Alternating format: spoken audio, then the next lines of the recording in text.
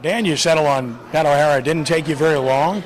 Guess it's one of those situations where you get somebody comes available you weren't expecting, and you felt like you had to pounce on it. We'd actually been having conversations with 7 other coaches, and Monday I was in Chicago for league meetings.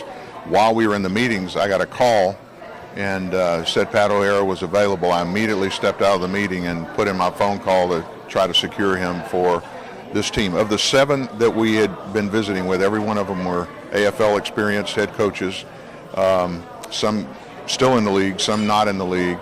But when Pat became available, he became number 1 very quickly. He has a level of success as a player and as a coach in this league. He knows the league very well. He knows the division very well, knows your team very well, knows his team very well, and it really is all about contacts and connections to bring players in.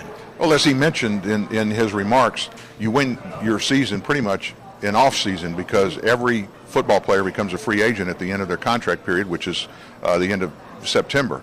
And so every year you basically set up for your wins and losses for the next season by who you sign.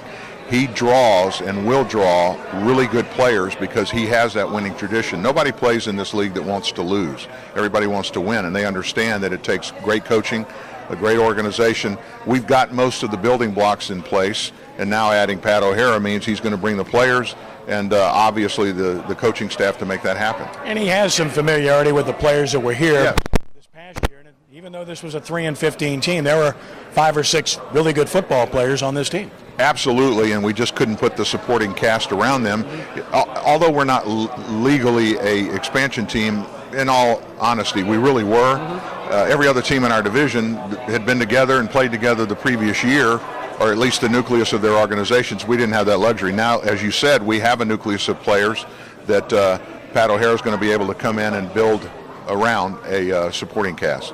John Norris moves back to the GM position. Having 2 guys with that wealth of experience in the arena game has to be a benefit to you. Well, not only are they very experienced, but they're good friends. They have a tremendous respect for each other. And even though John is in the front office and won't be on a day-to-day basis coaching, he's a defensive guy. Pat obviously was a quarterback and is an offensive guy. I'm sure that Pat will be spending a lot of time getting John's input on defensive and line items. John has been a line coach both offensively and defensively, so he brings a lot to the table there as a way of information. He already has moved back to the front office and is running our sales organization on that side.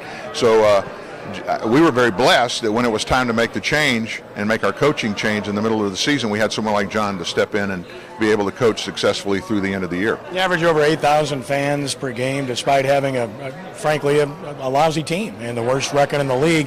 Speaks volumes about what the possibilities are here, and I know you're aware of that. I don't like that you use the term lousy, even though it's true. I hate that you could say that and it be truthful. Yeah. You know, I don't like that. It makes my stomach crawl every time we start talking about what we went through in 2010. And I will say this, fans here proved how much they love the Arena Football League and how much they love the VooDoo, because we had, after 8 losses at home, we had a bigger crowd for Game 9 than we did for Game 1.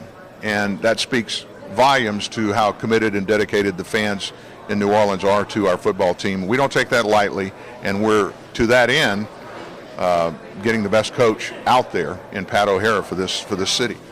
Thanks for the visit. Best of luck. Thank you, Ken.